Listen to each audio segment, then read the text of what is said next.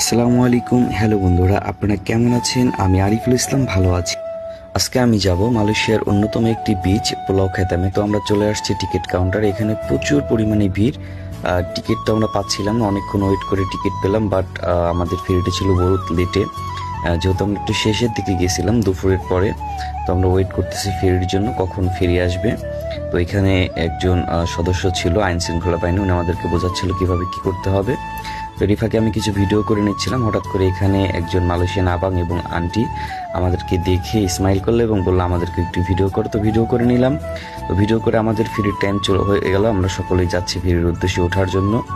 তো এর ফাঁকে একটু একটু ভিডিও করতেছে এবং আপনাদেরকেও দেখাবো যে আসলে পোলাও খেতাম বৃষ্টি কেমন এবং যাইতে যে সমুদ্রের একটি ভিউ অর্থাৎ সাগরের একটি ভিউ দেখতে কেমন সেগুলো আপনাদের মাঝে শেয়ার করব।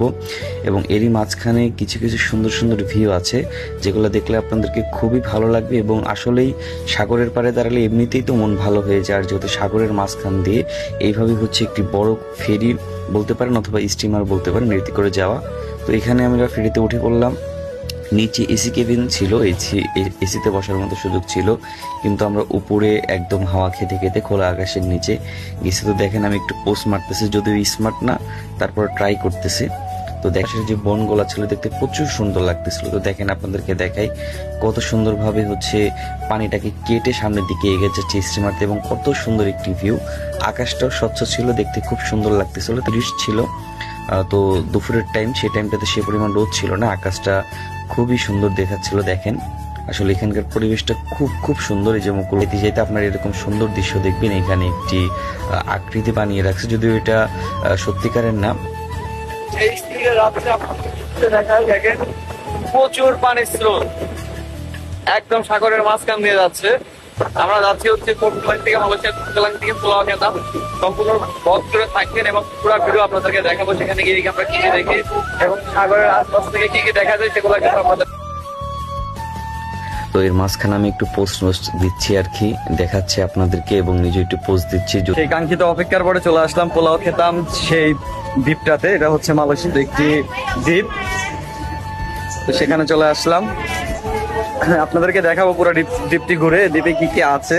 বিশেষ করে দ্বীপটি হচ্ছে চায়নাদের বেশি বসবাস করে। তো যে ছুটির দিনে এখানে সবচেয়ে বেশি পর্যটক আসে, সবাই দেখতে ঘুরতে আসে। তো আজকে আপনাদেরকে দেখাবো যে আমরা কি কি দেখছি, কোথায় ঘুরছি, কি কি খাচ্ছি। সঙ্গে থাকুন। পোলাও খেতাম যারা আসবেন, মালয়েশিয়ার পোলাও খেতাম। তো আমার পিছিয়ে হচ্ছে পোর্ট। এখানে হচ্ছে আলিবাবা যে হচ্ছে আপনার শিপটি আছে সেখানে থামে।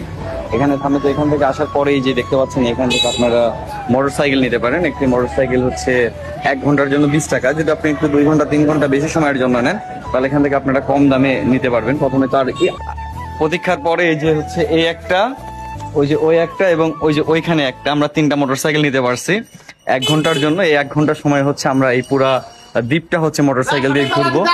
তো আপনারা আমাদের সাথে পুরো ভিডিওটি দেখেন, পাশে থাকতে থাকুন। সামনে একটি ব্রিজ আছে, আপনাদেরকে দেখাবো। যাই দেখি সামনের দিকে, ইনশাআল্লাহ পাশে থাকুন।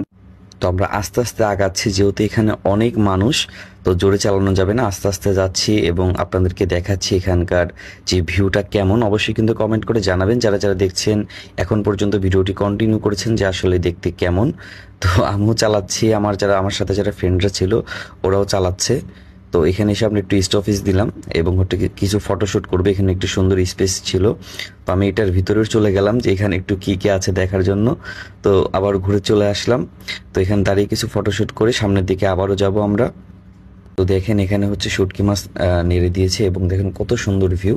তো আপনাদেরকে দেখাচ্ছি, অবশ্যই কিন্তু কমেন্ট করতে ভুলবেন না যে আসলে আমার ভিডিওটি কেমন হয়েছে। আসলে এরকম ব্লগ ভিডিও আমি করি না, তারপরে আপনাদেরকে উপহার দিলাম। তো অবশ্যই আপনারা যদি কমেন্ট করে জানান কেমন হয়েছে তাহলে পরবর্তীতে এরকম ভিডিও করতে ভালো লাগবে। তো যাই হোক, কিছুটা ঘুরলাম, যদিও পুরো ভিডিওটা ক্যাপচার করে এখানে আপলোড করতে পারিনি। পরবর্তীতে হচ্ছে আমি আস্তে আস্তে রিলস আকারে আপলোড করব। তো আমরা ফিরে যাচ্ছি। তো পুরো ভিডিওটি কেমন লাগলো আপনাদেরকে অবশ্যই কিন্তু কমেন্টের মাধ্যমে জানাবেন, এবং যারা সম্পূর্ণ ভিডিও দেখে কমেন্ট করবেন তাদের জন্য কিন্তু অবশ্যই অফুরন্ত ভালোবাসা থাকবে।